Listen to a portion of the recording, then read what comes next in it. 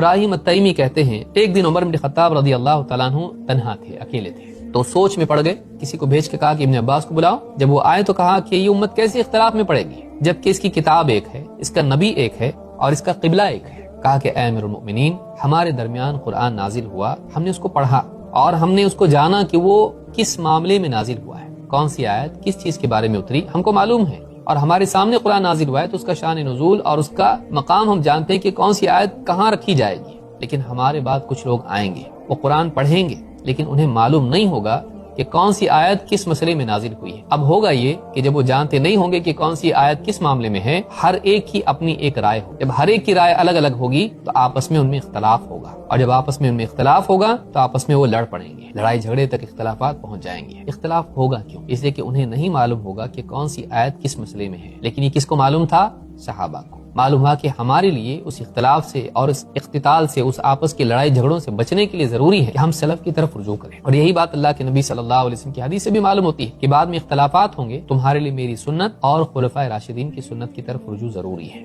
تو اس روایت سے بات معلوم ہوتی ہے کہ بعد کے دور میں لوگ آئیں گے، ان کے سامنے متن ہوگا قرآن کا، لیکن کون سی آیت کس معاملے میں ہے ان کو معلوم نہیں، وہ یہاں کی چیز کہیں بھی فٹ کر دیں گے، کوئی